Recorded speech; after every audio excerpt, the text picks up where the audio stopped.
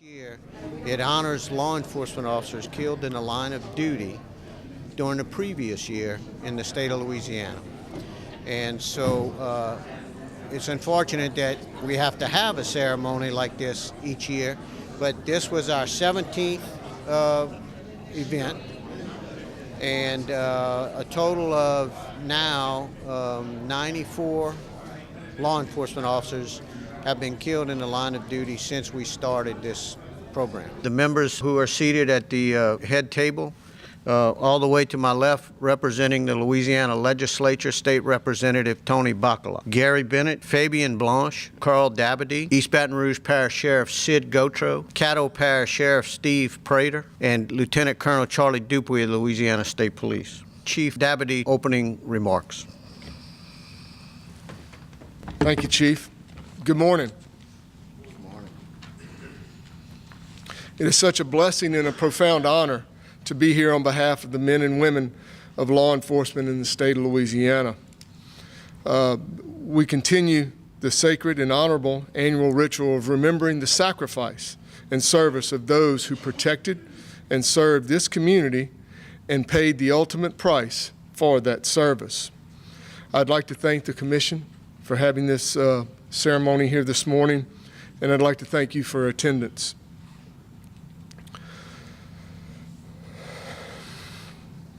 It is a very special occasion for family members and for survivors who have left behind to love, remember, and miss our fallen heroes every day. Today's memorial ceremony underscored the very real dangers that our brave law enforcement officers face every time they put on their uniforms. Each loss is both tragic and unacceptable. A beloved father, mother, son, daughter, who did not get the chance to go back home to their loved ones. There are ceremonies held in all communities across the country to pay tribute to officers who unselfishly and valiantly gave their lives in the line of duty.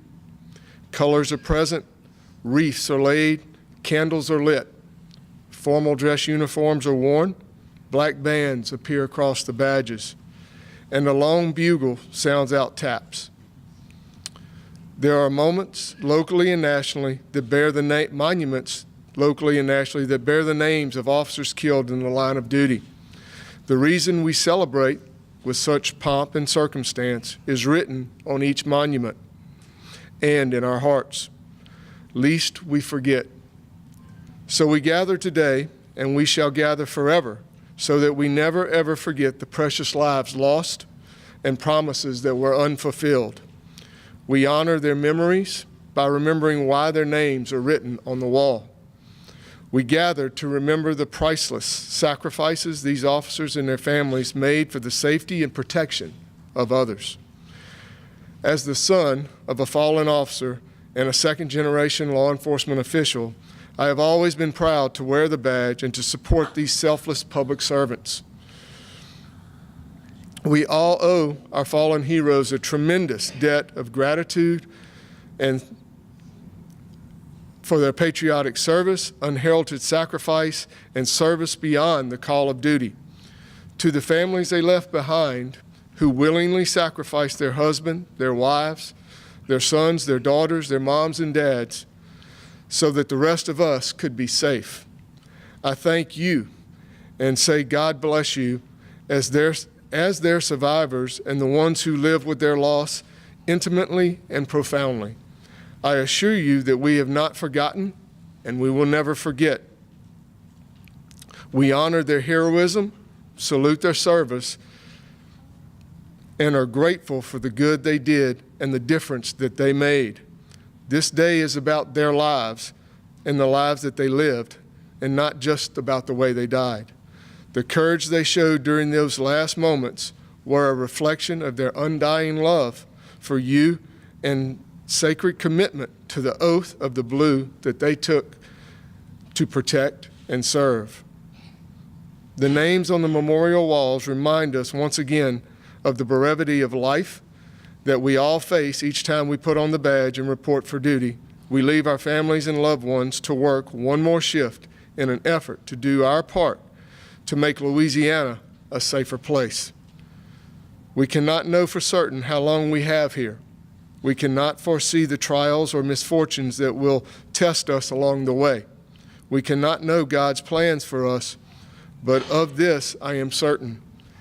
Even when we don't understand the hand of God, we should always trust the heart of God and know that He will ride with us and protect us for the remainder of the time that we are called to serve. Thank you.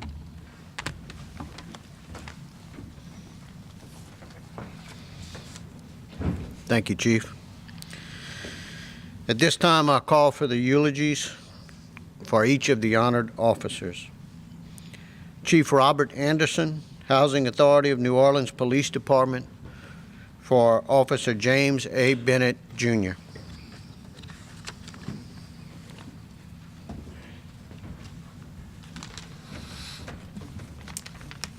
Good morning. It's been about a year and a half since many of us received the tragic news that Housing Authority New Orleans Police Department Officer James A. Bennett, Jr., a father, a son, a brother, a hero, was murdered in the line of duty while on a security assignment at a construction site. At several of the services held for James, I quoted the words, "Blessed are the peacemakers, for they shall be called children of God." This is a quote from Matthew 5:9, which is inscribed at the National Law Enforcement Officers Memorial in D.C., where the names of over 20,000 law enforcement officers are remembered by being etched forever in our nation's glorious history. Many of us gathered at that memorial on May 15th, 2016, and we added James's name to that wall. Unfortunately, James's mother, Chung, and his sister, Monica, could not be with us today. James is also survived by a brother, Anthony, who's a brother officer with the Seattle Police Department, and a son, Justin, who allowed us all to share James during his 2 years as a member of our department. Unfortunately, many of us never really get to know our comrades as well as we should. There are many things I learned about James after his passing, but one thing I knew about James from the very first day I met him was his love for his mother and for his family. James was a very devoted son who constantly talked about his family, and I never knew how supportive and caring he was of his mother until I spent a lot of quiet time with Miss Chung and listened to how she raised her family as a single mother, working 3 jobs, raising James and his siblings. While I knew James enjoyed powerlifting, I learned later that he also enjoyed building models of military memorabilia, such as planes and tanks.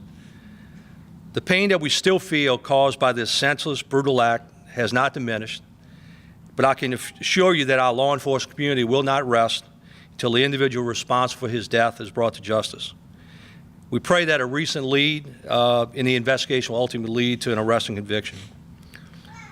At the Housing Authority Police Department, we continue to honor James's memory daily by continuing to provide protection and service to all of our residents and tenants. May God continue to bless James, the Bennett family, all of the fallen officers and their families, the great state of Louisiana, and the city of New Orleans. We want to also thank the Commission for bestowing this great award on James and for his family. Thank the Louisiana Sheriff's Association for that great reception last night, and to the COPS organization. I know we're going to have a great luncheon, so thank you all very much.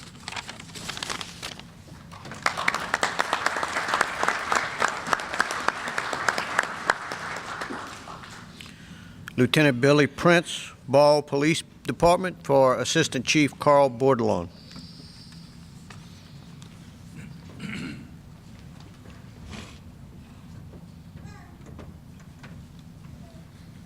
Good morning. Unfortunately, I didn't get to know Carl very well. Carl was the Assistant Chief of Ball Police Department. I've heard a lot of great stories about him and how much the community loved him. And he passed away on January the 10th of an apparent heart attack while covering a night shift for one of the guys that had wanted a night off. Carl was 51 years old.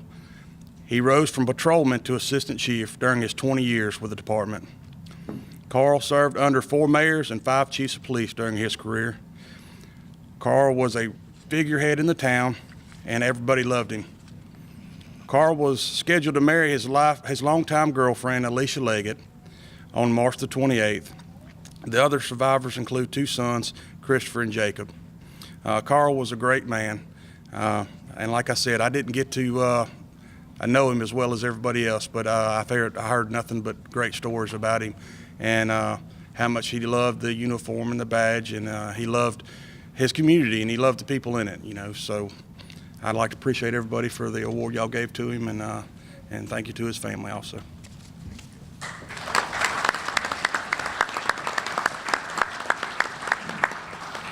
Commander Christopher Goodley, New Orleans Police Department, for Officer Vernell Brown, Jr.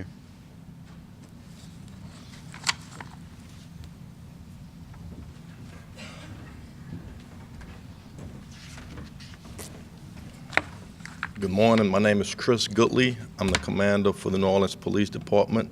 I'll be representing Superintendent Michael Harrison on behalf of Officer Vernell Brown. I'm pretty much a script-free kind of guy. I thought to myself, why would I given this honor of trying to represent two of our officers, two of our finest officers who died in the line of duty last year in 2015.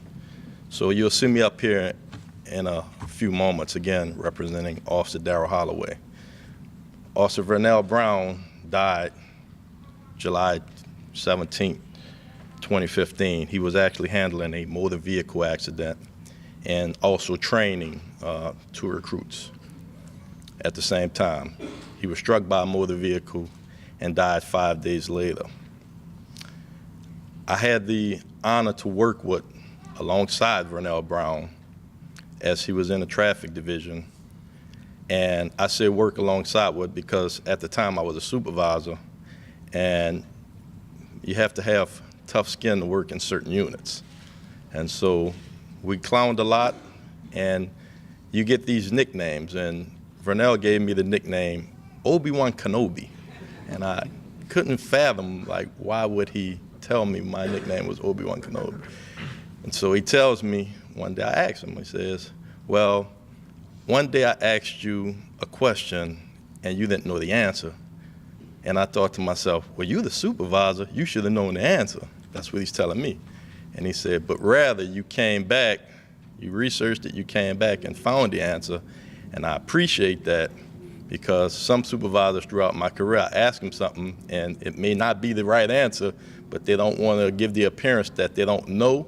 So they tell me anything and I wind up doing something incorrectly. So I appreciate you for giving me that guidance and that pretty much honesty. And from that I didn't knowingly know that I was doing it, but Vernell had actually taught me something. He said I was teaching him something, but he taught me something. So as he carried throughout his career, he was actually training two recruits on that day to lead by example. And I think that the one thing that can be taken from this is Vernell was a distinguished and honorable, perfect human being, and also a dedicated law enforcement officer. So I wish we could have 100 Vernells like that comprised with 100 Darrell Holloways in the same fashion. And I'll be up in a minute with a story for Darrell Holloway because he had a nickname for me too. All right.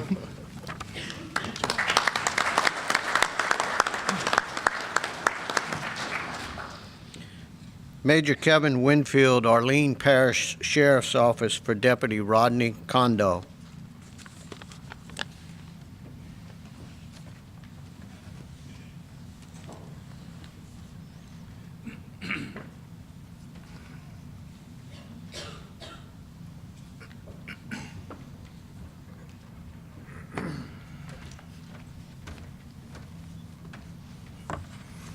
Good morning. My name is Major Kevin Winfield, and I was the warden at the time of Deputy Rodney Kondo's passing. Being the warden, sometimes you don't get to get around and meet everyone, but before I became the warden, I was also his immediate supervisor. So I really kind of knew Kondo, and he was pretty much a laid-back kind of cheery guy. always want to tell jokes, and that's just the way he was. But when it came down to business, he took care of his business. Now, at the Old Parish Prison, where I was the warden, it was one of the most high security prisons that we had under the Orleans Parish criminal justice system. And we always tried to get the best people over there. And that's what we had in Rodney. And on this particular day that he died, doing like he always do, when it's time to assist, he was there. And call came over the radio that a deputy needed assistance, and Rodney was there. Rodney's job at that time was to secure the area once everyone left. Well, he didn't get to do that because he fell. And being the person that Rodney was, everyone loved him. The inmates, his co-workers. So when the inmates saw this, they didn't do anything as far as to disrupt what was going on. They made sure they beat down on the walls until somebody else came.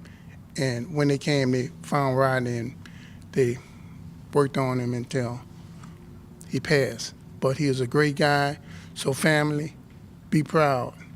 Rodney served Orleans Parish very well. And I'd like to thank all of you for giving us this opportunity. Thank you.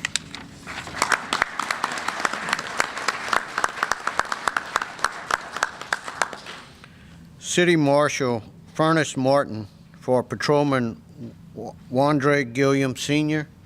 of the Jeanerette Police Department.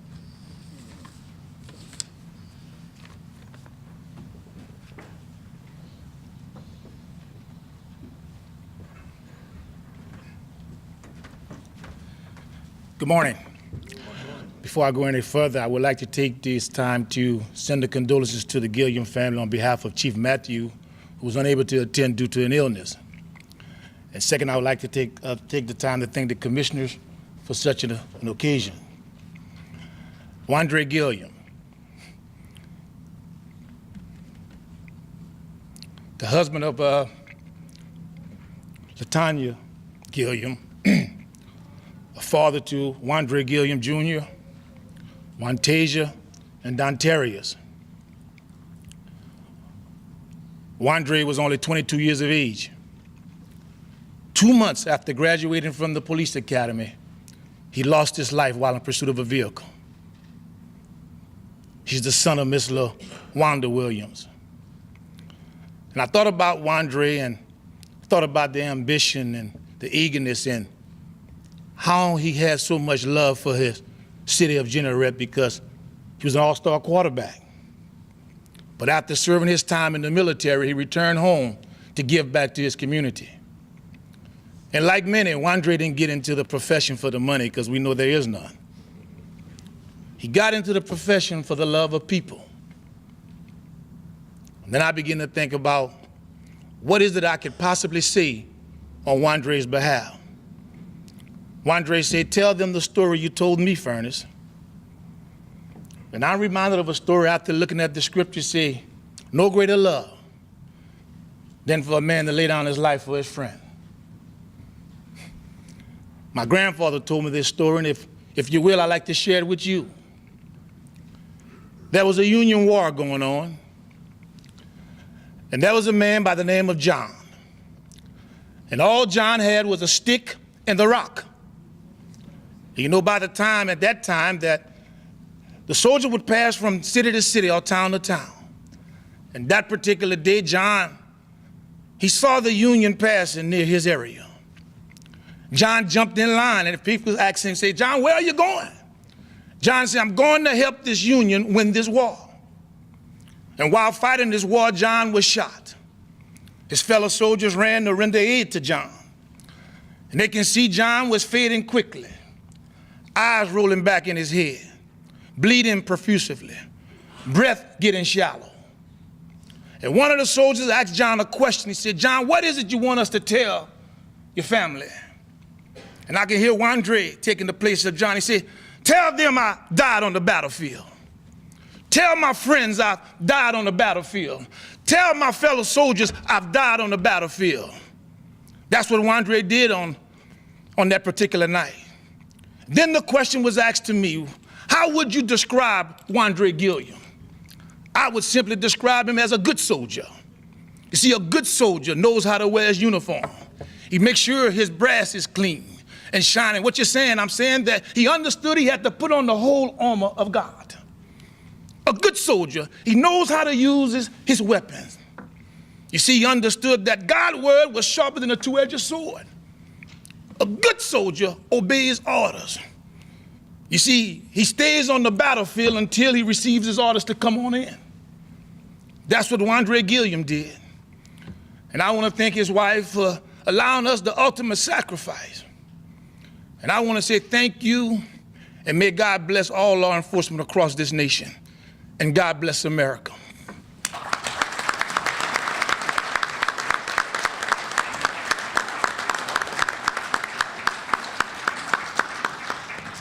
I would call Commander Chris Goodley back up from the New Orleans Police Department for Officer Darrell Stephen Holloway.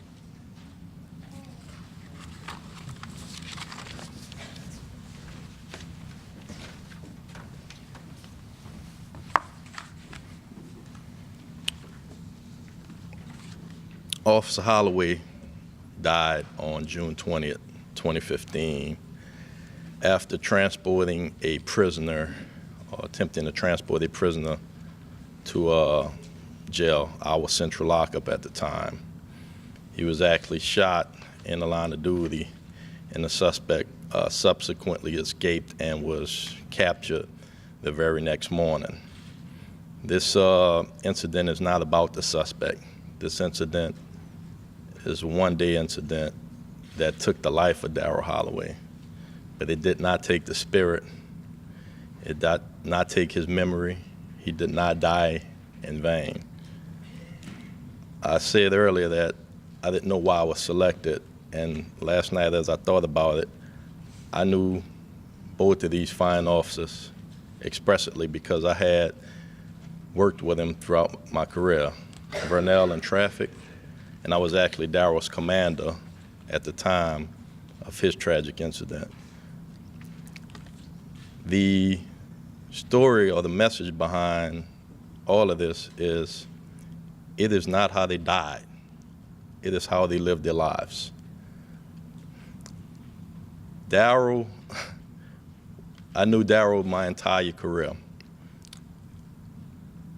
And I said, we joked a lot, to keep this job going and getting through this job, we lean on one another. And one day throughout conversation, we were talking about schools, and Darrell went to St. Augustine High School, I went to McDonald 35, and he asked me, what ball you played? I guess he thought I played ball, and I said, no, I was in a band. And he said, you was in a band, you played? I said, yeah, I played the bass. I said, I played the tuba, and I said, in junior high, I played the upright bass.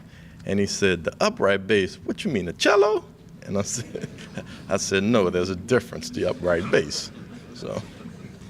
So the next morning, he sees me, a couple of the officers, he goes, where you at, cello?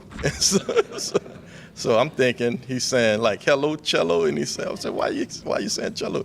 He said, you played the cello in school? I said, no, upright bass, man. It's upright bass. So that's the Darrell that I knew and I remember. Darrell was in all the aroma that's generating in society today about the issue with police and police misconduct. Darrell was the people's officer.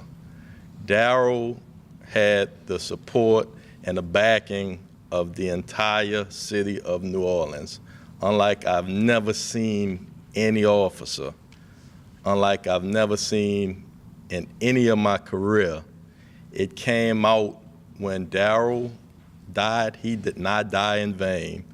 There was so much support, and if you know anything about certain areas of New Orleans, there's a lot of challenging area in New Orleans, and sometimes there's not as much support from the community as you would like to see. But on this particular incident, I'm standing in an unsavory area of the city, and pretty much a known, not so friendly member of society approached me, and he said, "Y'all got him?" It's the day after Holloway's killer was apprehended. "Y'all got him?" And I said, "Yeah, we got him." He said, "That's wrong. They took Holly from us," and he just bust out in tears. And this is like somebody that's pretty hardened, and if, for lack of better words, this is not normally a supporter of police in so many words, but to see that kind of outcome really was a testament to the kind of character Darryl imposed upon people, because now he was stern. He would take you to jail if you had to go to jail, but he was the same type that if he thought you missed a meal, he would pay your meal and never say anything about it. And that's the type of officers that I would love to have in everybody. It is not how they died, it is how they chose to live their lives. And Darryl did it very well. So on behalf of the Holloway family, on behalf of the Brown family, the New Orleans Police is with you, and I thank you.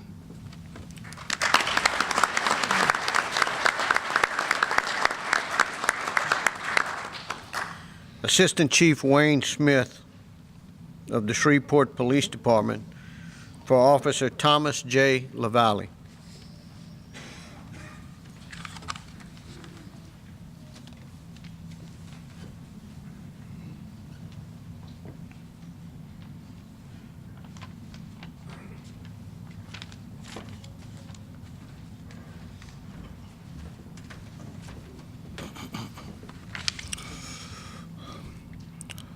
Well, how can I, in the short time that we have together, and with just mere words at my disposal, express and articulate the powerful emotions that have pervaded the lives of our Shreveport police family and our citizens since the night of August the 5th, 2015, at around 21:26 hours, when an officer keyed his portable radio and clearly spoke these words, the words that none of us ever want to hear.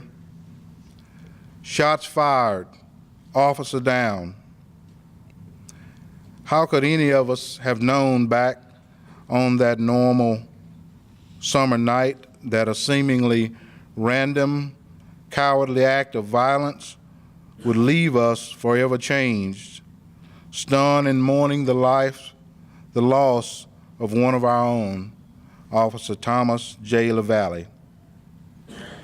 His evening began and progressed as it normally did, with Officer Valle performing his duties as a public servant to perfection.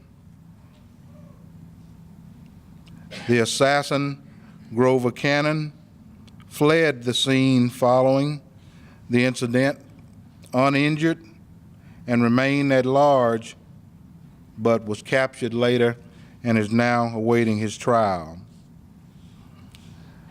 There's not one among us here today who knows exactly what tomorrow holds for us. So I stand here today, and not in sadness, but in celebration of the amazing life of Officer Thomas J. LaValle as I knew him.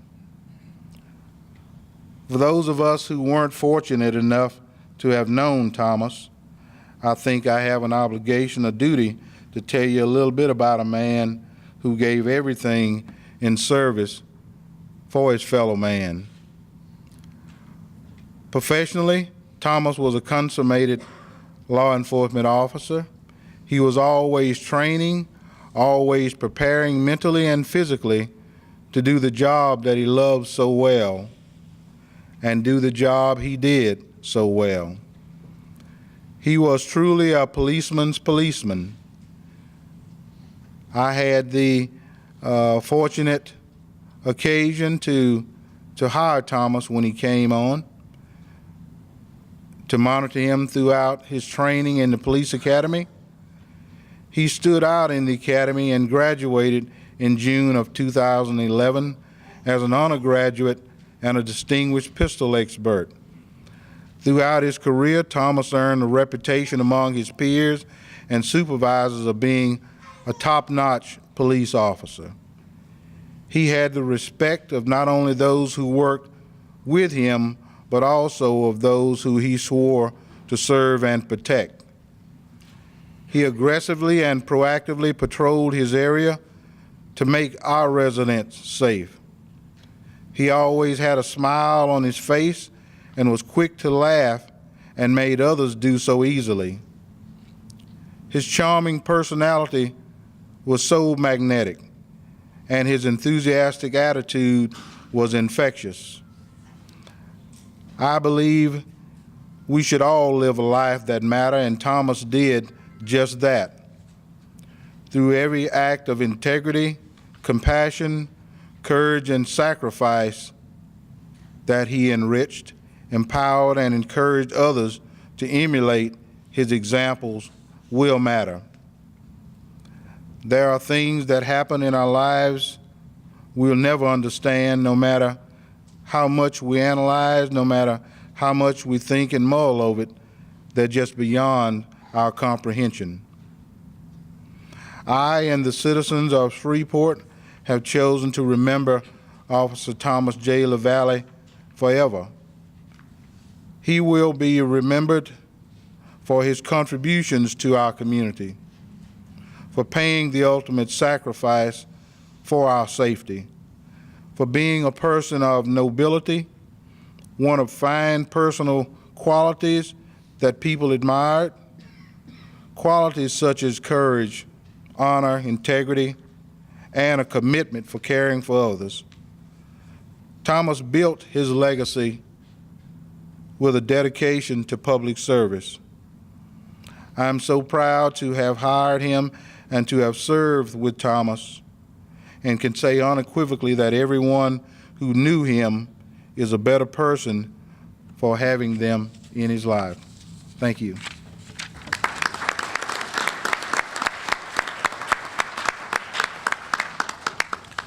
Would now call up Assistant Chief Treadway of the Sunset Police Department for Officer Henry A. Nelson.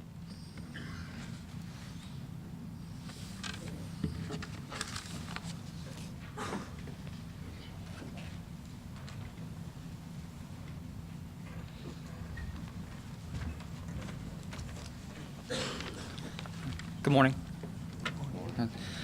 Corporal Henry Nelson began his passion for law enforcement during his early childhood years. Because of his interest in the law and police officers, he was chosen as the first junior police officer for the Sunset Police Department. His passion carried on until his adult years. Corporal Nelson entered into the realm of law enforcement in 1985 as a reserves officer for St. Landry Parish Sheriff's Office under the administration of Sheriff Howard Zerang for a few years. In January of 2002, he was hired by our current chief, Louis Padilla, as a patrol officer. Corporal Nelson became certified police officer when he graduated from the St. Martin Parish Sheriff's Academy in 2005. During his years as a police officer, Corporal Henry Nelson received recognition for his dedication and hard work. One of his most desired accomplishments was the recipient of the Officer of the Year in 2008. Corporal Nelson also had a passion for people and a strong spiritual connection in faith as a Baptist. He was a member of the Zion Baptist Church from birth until his death. Corporal Nelson was also a member of the Magnolia Peace Officers Association in St. Landry Parish. Prior to his departure, Corporal Nelson had just become a member of the Masonic organization. He continued his tour of 13 years with the Sunset Police Department until his untimely death on August 26, 2015, at age 51. Thank you.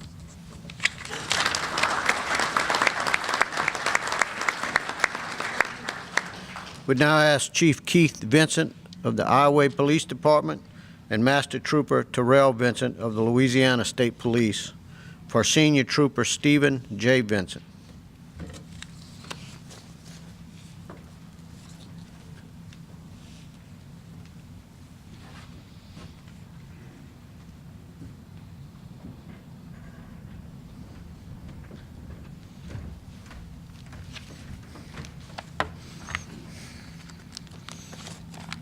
Good morning.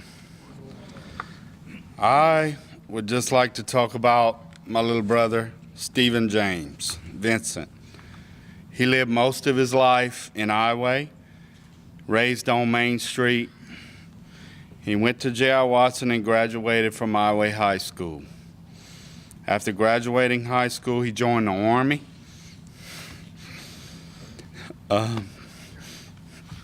During his service, he became a combat veteran, serving in Iraq, Operation Desert Storm.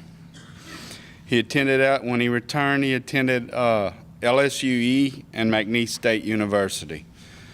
During his time off, he loved running, fishing, scuba diving, trips to the beach, and the New Orleans Saints. He was a diehard Saint fan. He was a family man first, loved spending time with Catherine and Ethan. He was a good Christian and a true hero. After serving his country, he worked for Lake Charles City Police 12 years and became a state trooper. He always put others above himself. He enjoyed helping people, taking bad guys off the street. Stephen was an amazing father, husband.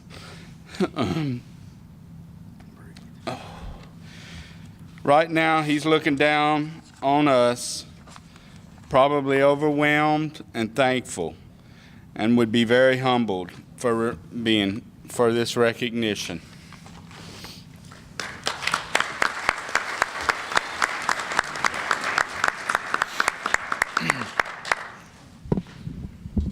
I'm Terrell Vincent. I'm the younger brother. I talked to my brother the last time we were on shift. I was working a detail. He was on regular shift, and you don't forget those times. You just sit up and talk. I feel like Forrest Gump sometimes, because if you'd have known that's the last time you talked to him, I'd have said more. That's what Forrest told Bubba. But before Stephen was a cop, he was my brother, and I remember growing up, and he admired Spider-Man. He had this record player, and back then you could get the little radio shows on record, and he would listen to Spider-Man. So I kind of think that Steve had a spidey sense, because, we'll go back. I went back looking at his articles from when he was with Lake Charles City Police, and in 1992, I found one where he was on patrol, and he spotted a woman and a guy tussling for a purse, so he actually got a purse snatcher at that time. And then I know later on in his career, there was a bank robbery that happened in Sulphur. There was no bolos put out. He just happened to stop these guys, and they just turned out to be the guys that robbed the bank in Sulphur. And you can ask Joey and Chance, they worked with him, and he just had that sense about him. He could spot a car, and he got a lot of drugs off the streets. So I'm proud of my brother for that. Steve also had a strong faith in God. I remember he was an altar boy, and at one time he had talked about becoming a priest. And I know when we go to Florida to go scuba diving, his thing was, well, we had to listen to Hank Williams Jr. for the majority of the way, but the other thing, we would listen to The Way of the Cross. He had The Way of the Cross on a CD, and we would listen to that, and he helped me grow in my faith that way. And I think, like they say, iron sharpens iron. We kind of sharpen each other in our Christian walk. But I love my brother. I miss him, and he's getting the Medal of Honor, and that is awesome. Thank you.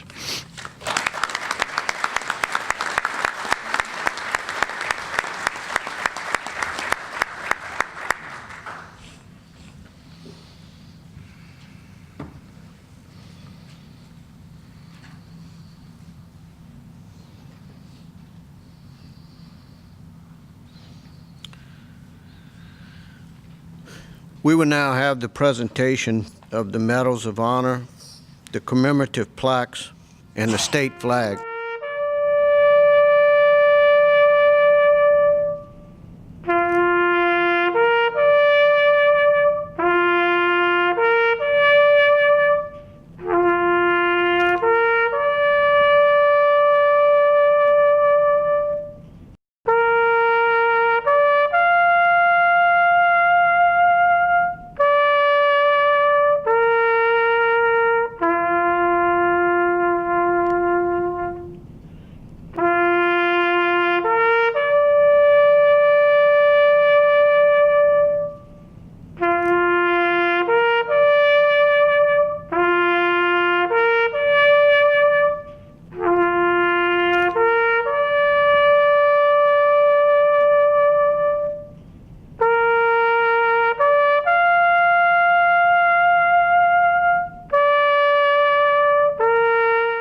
I think today is really important because of honoring law enforcement officers who have paid the ultimate sacrifice.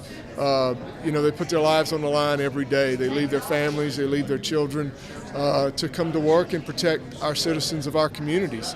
And, law enforcement is really not something that someone just does. It's a passion, it's a calling, it's something that lives inside of them.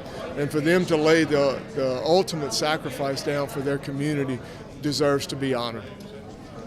What would you like the general public to take away from today's event? Just that law enforcement officers are out there every day giving everything they have for this community. When the light of our nation and what's going on right now, law enforcement is criticized a lot for what they do. But 99.9% of the law enforcement officers that are walking our streets and patrolling our neighborhoods are good people. And these were 9 good officers that laid their lives down for their communities. So that if they take anything away, take that they were not only law enforcement, but they were a father, they were a husband, they were a son or a daughter, and they laid the ultimate sacrifice.